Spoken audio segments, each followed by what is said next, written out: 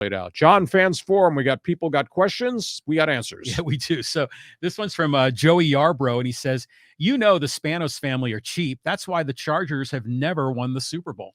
Well, it's everybody spends to the salary cap. It's not, quote, that they're cheap. It's what they do with the money, and do they invest it wisely in players? Prime example is they've drafted well. Keenan Allen's turned out to be a phenomenal NFL receiver.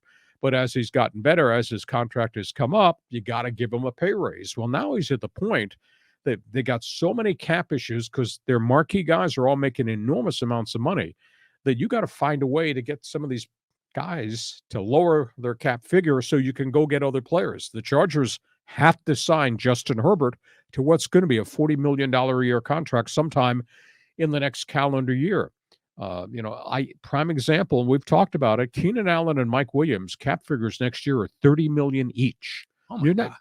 You can't operate a team with $30 million each. They're going to have to go back and ask for money back, or they're going to have to release somebody. Khalil Mack's cap figure next year is 36. Joey Bosa's is 32. I may like Bosa. He's not a $32 million a year defensive pass rusher.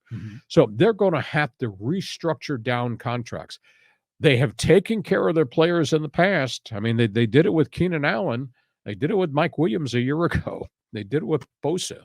I just think they got to treat Austin Eckler better than he's being treated right now, except for the fact that evidently the NFL has devalued the running back position. There's just nobody going to be making more than $6 million, and Eckler's at $6 million right now. Yeah, isn't it interesting how the sport changes over time? I mean, it's kind of like the NBA, where back in the 80s and 90s, the center was such a dominant player. And now, everyone needs these wing guys that can shoot threes. So the game evolves.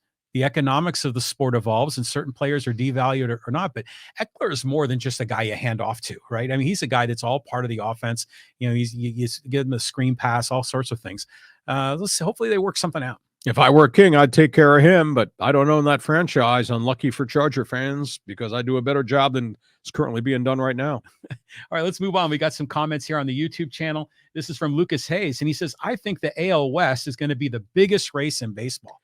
Well, full disclosure, I picked the Angels to win the American League West last week on our MLB preview. You can go back and find it on our podcast. Now, a lot of things have to happen. Angels can't have any injuries at all to their pitching staff, and they really need bounce-back seasons from Anthony Rendon, currently under suspension for a stupid thing he did with an A's fan. Yeah, it was ridiculous. Stupid. Who cares what the fan in the stand is saying? You're the one making all the money. Yeah. Just go play and get the hits.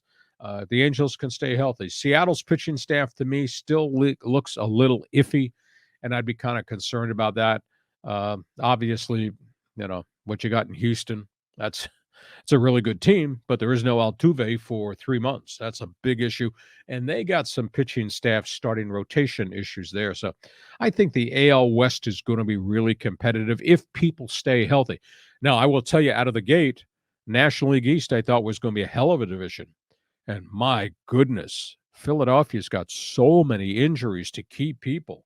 And now the Mets have got 9 pitchers on the disabled list with the first 2 weeks of the season. And suddenly the Mets don't look like the Mets. And Atlanta's force-feeding a lot of young guys because some of their veteran starting pitchers are on the injured list right now. But Atlanta's got all those big bats. So got a long way to go. But out of the gate, yeah, you're right. AL West could really be good if people stay healthy. Well, even like the Rangers were just killing the Phillies to start. I guess they've won like 8 or 9 in a row, Texas over Philadelphia. But they were scoring double digits in a lot of these games. So, yeah, that AL West is going to be a much more interesting division than we've seen in the past. So I'm just hoping to, you picked the Angels, I picked the Astros, but my heart wants the Angels to win because they've had so much bad karma. And when you have Ohtani, when you have Trout, you have all these other players. I mean, you got to get those guys in the playoffs. I concur, but they're going to need a stroke of good luck, and they've not had good luck with injuries to their pitching staff in recent years. Maybe this is the year the bats stay on the field in the batter's box and the pitchers stay out on the mound rather than on the disabled list. Next topic. Okay, we're going to talk Padres here. This is from Michael Dabler. Great show, guys. Like always, the Padres pitching looks like they could get some help. Do you think either this spring or summer we would have enough trade chips to go out and get a number 1 starting pitcher to our staff? Well, at this point, there's two items. Do you have anything left in the farm system they can use as trade chips? Secondly, how much higher is Peter Seidler going to take the payroll? I mean, they are bumping up against the last threshold. And again, the luxury tax has different levels. But if you keep going over it for a third year in a row, you pay a hell of a price because you got to pay taxes of 50% on every dollar you spend, and you start to forfeit international signing bonus money, and then you have to give back draft picks. So there's quite a penalty if you vault over the third level of the luxury tax. The Padres are currently at the second level right now. So I don't know whether Seidler wants to jump into that third area. And secondly, what else have you got to trade? I mean, you can trade Jackson Merrill, the next quote star that's in the system, a system that doesn't have a lot of stars because you've traded so many guys away. I wouldn't worry about it. I still think they've got depth in the pitching staff now. They can't take any season-ending injuries on. But I think with Darvish and with Musgrove and what they added in free agency, and if they can get Blake Snell to be what Blake Snell was the second half of last season, then I think their pitching staff's solid because I do think their bats are going to boom. But so it's too early to worry about, do we have to make a deal to get a pitcher? But there's reasons why you might not be able to make a deal. Yeah, well, Corbin Burns is going to be on the trading block, right?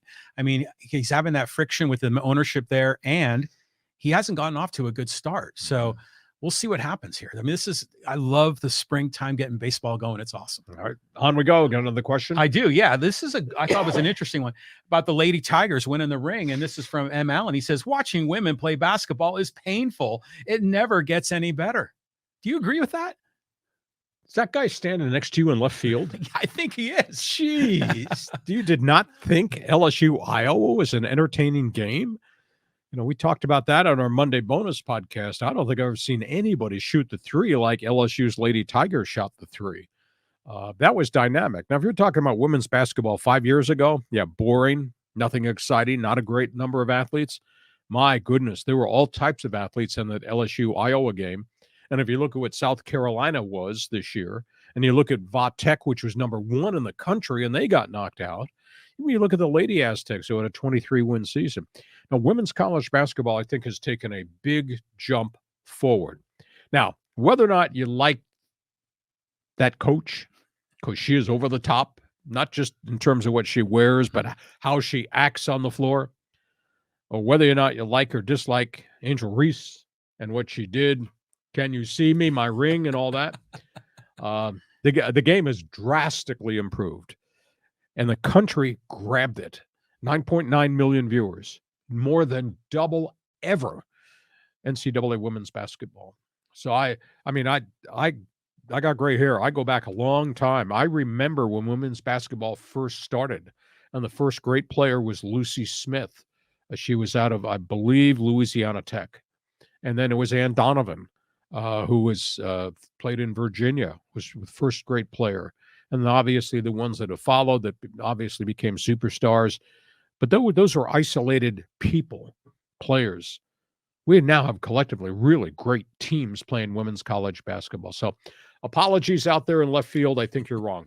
Well, I think the whole game has made a huge step forward because now they're being invited, to the White House, Yep. right? And Jill Biden wanted to invite Iowa, and that really upset a lot of people. And Angel Reese had something to say about that too. But even look at the NBA broadcast team, and you've got Candace Parker up there on the die there for in studio host.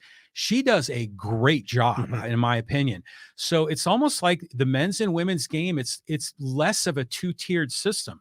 We're kind of getting so they're kind of on parallel tracks. Yeah. And they told the LSU star, come to the White House. You can still go visit Obama, or maybe we'll bring Obama to the White House to be part of the festivities. But Angel just she yaps a lot.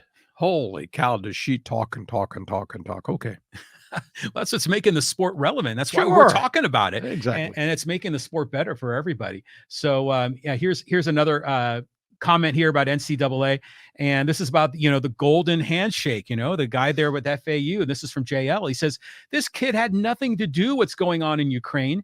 Do we hate ourselves for the majority of wars we fight in the Middle East for oil too? Oh, the hypocrisy. Well, it was. I thought it was really raunchy. And that happened during the course of the season in the Mountain West Conference.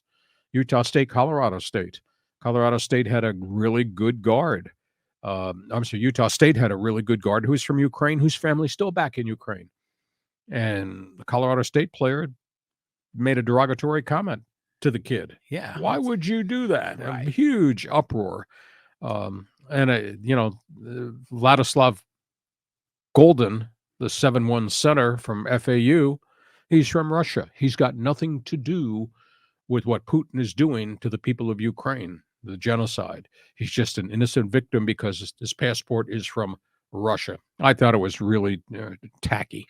Yeah, it was. And it's weird how politics gets into sports here. But yeah, I remember that they were bringing up the Utah State, Colorado State. And I think it was the Colorado State, student section that was like, going Russia, Russia. And yeah, I mean, come on, man.